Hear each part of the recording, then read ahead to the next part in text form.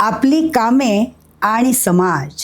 बुद्धियुक्तो जहातीह उभे सुकृत दुष्कृते तस्माद्योगाय युज्यस्व योग कर्मसु कौशलम. प्रत्येक माणसाने आपापले काम योगवृत्तीने आणि कर्तव्यनिष्ठेने केले पाहिजे हे आपण पाहिले. आपल्या कामात समाजहिताची दृष्टी असावी. मी हे काम माझ्या परिवाराकरिता तर करतोच, पण माझ्या समाजाकरिता, माझ्या देशाकरिता करतो ही भावना असली पाहिजे.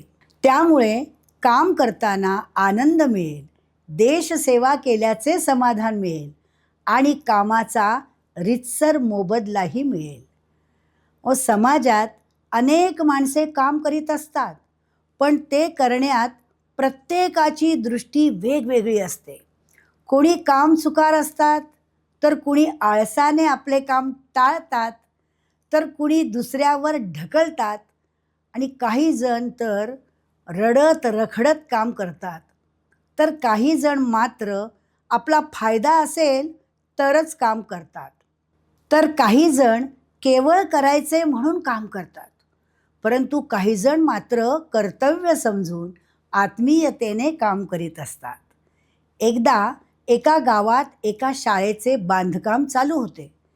तेथे काही माणसे दगड घडविण्याचे काम करीत होती. एका सद्गृहस्थाने त्यातील एकाला विचारले, अरे इथे कसले काम चालू आहे रे?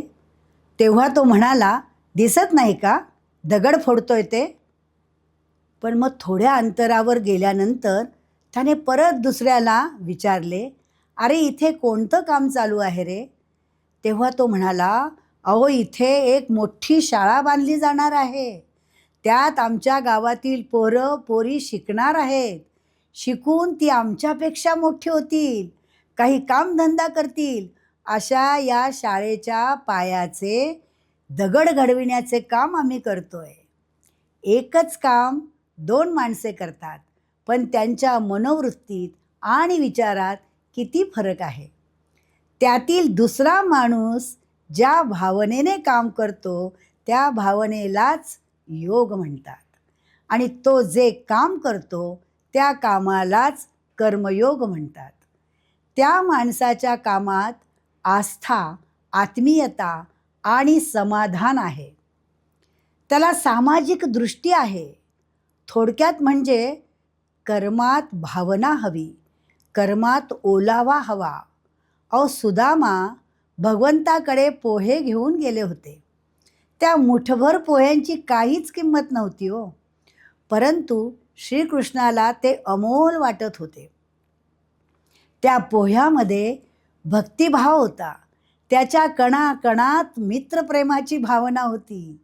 एखादी वस्तू लहान असते, कमी किमतीची असते, पण भक्तीने, भावनेने, प्रेमाने तिचे सामर्थ्य वाढते.